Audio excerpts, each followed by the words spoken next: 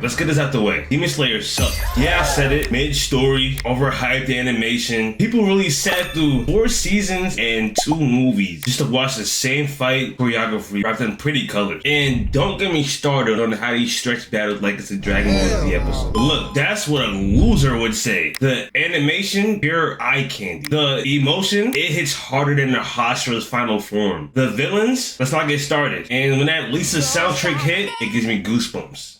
So yeah, Demon Slayer sucks. It sucks you in. It makes you cry. It makes you cheer. And it leaves you wanting more. This anime is peak. 10 out of 10. Welcome to the AsuraSix Demon Slayer and Infinity Castle review. Alright, so boom, where do I start? Let me tell you how I prepared for this movie. I really love Demon Slayer. I started watching Demon Slayer back in 2021. I think for the first time in my life, I was dating a girl who actually watched anime. So she actually put me on to Demon Slayer. I've always known of Demon Slayer, but I just never took the time to actually watch it. And when I first watched episode 1, I was already hooked. So that's kind of my backstory on how I discovered Demon Slayer. Flash forward 4 years later, ain't shit changed. I already read the manga, so I already knew what was gonna happen. I just wanted to see how it was gonna look in the big film. So just to get in the Demon Slayer spirit, I was doing fun, stupid stuff like training like a Demon Slayer, actually trying to learn water breathing. I was in New York City, cosplayed as Tanjiro, and I was eating like a Demon Slayer too. It's just fun, stupid stuff just to celebrate the Infinity Castle movie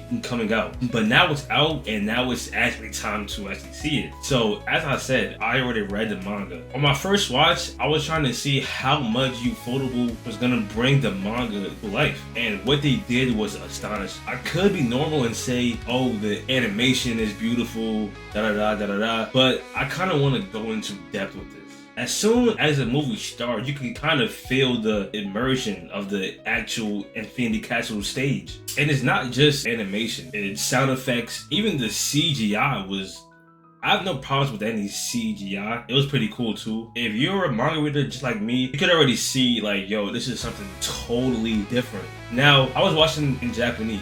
I only watch anime in Japanese.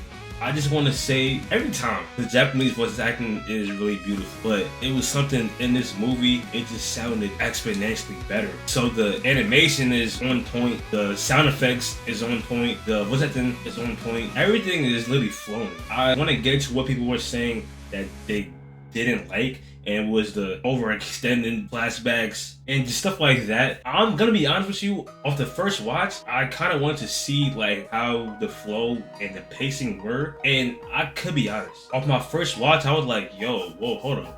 This pacing is kind of weird. I'm not mad at any flashback except for one. It's pretty early in the movie. It's the first fight. If you watched it, you should know what I'm talking about. That flashback was literally it just didn't matter. Off my second watch, when that flashback came, I just went on my phone because I'm just really not interested. And it doesn't pay off because that certain person, he don't die in the movie, or like his story arc, it doesn't conclude. So it just like, it was literally for no reason. But other than that, anything anyone else is saying is, I don't know what is good with them. Because the fight's insane. It's basically 3 big major fights. The first one is a very good introduction. It's obviously Shinobu Doma. It's a very good fight. It's cool seeing Shinobu push to the wall like that, because I don't think we ever seen Shinobu really fight. Seeing her pull out her sword, sheath her sword, and just doing different poison stuff, it's so cool, man. Like, I'm not even a Shinobu fan, but I really enjoyed that fight. And the second fight, Zenitsu versus Kageku, pretty cool too, man.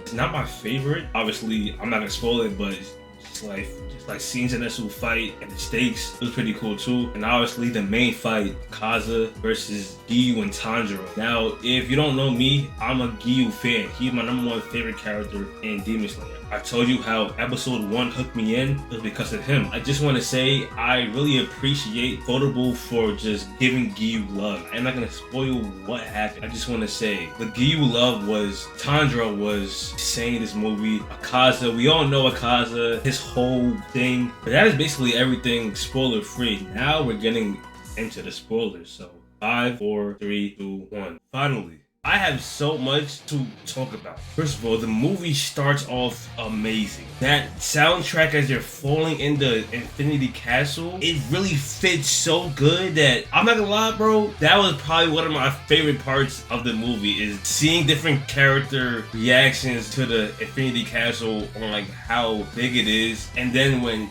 Tanjiro couldn't get himself back up and he was falling down, Giyu coming in and the music just it turned up and the sword and Giyu just, I mean, look, this is why I have this on, bro.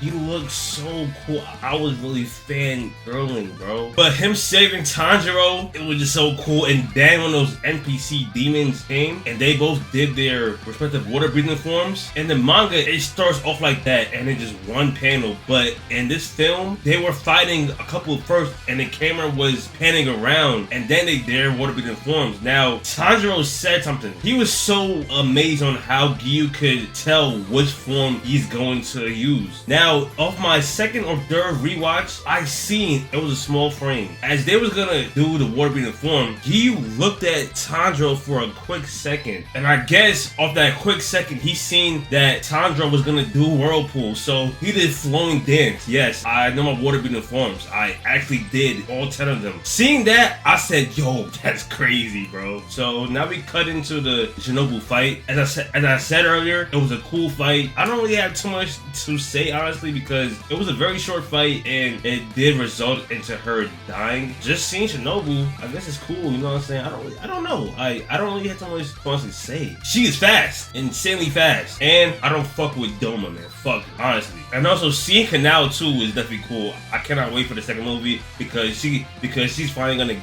get her screen time and people is gonna see that she's actually fine. Now for the Zenitsu fight, as I said earlier, it was cool seeing Zenitsu fight Kagaku for his get back. Seeing the other Thunder Breathing forms was insanely cool too, but obviously it was really one-sided. As soon as Zenitsu pulled out that 7th form, it looked cool as hell. I was waiting for that shit too, instantly killed. But the fight that I have been waiting for, Tanjiro Giyu versus Akaza. Now it starts off insane with Akaza punching through the whole Infinity Castle and just coming down, and the crowd reactions as well. I fucking love it too. I like being in empty crowds, but at the same time, I do like having people losing their shit over it. And I'm a manga reader, so I'm just sitting there like, yeah, nigga. Seeing Tanjiro, how far he came, even as a manga reader, I was surprised as well. I was like, yo, my son Tanjiro was clean. You, bruh. I just love his whole character. And on top of that, I really love his relationship with Tanjiro too. It's really heartwarming. Giyu and Akaza fight, and as they're setting up the fight, you see the camera panning around and the water pouring out and Akaza on top, Giyu here. And I love how Demon Slayer portrays stuff like that. Now, people try to say that Demon Slayer has a shallow story or the story is simple as basic. The story is not what you have to really look for. It's how to present the characters. But seeing Giyu fight Akaza in the big screen, seeing Giyu actually fight, like literally, it was so good. And then Giyu awakens his Demon Slayer mark and it just go even more crazier. During that whole fight, I had to pee. Like, but look though, I was sitting in my chair just locked in. I don't care if I had to pee. I wasn't missing a second of Mark Giyu. Tanjiro with the transparent world, Ufotable knocked it out the park. I have never seen nothing like that. And just the whole transition, just the whole imagery on how they can make a simple manga like Demon Slayer and transform this shit into like a whole cinematic universe. Absolute peak. Obviously, you got the Akaza flashbacks, and they absolutely nailed it. If you're an Akaza fan, this shit is gonna hit you. It probably hits you. And the way how Akaza went out, him realizing he's the actual weak person, so he just offed himself, and he still had to struggle on like, should he stay a demon and become stronger? As soon as he seen his wife, it was literally GG's. He's finally home. Just the way how his story concluded, beautiful. It's really beautiful. And that's why I say the story, it doesn't matter. It's the way how the characters are in the story. Absolute peak.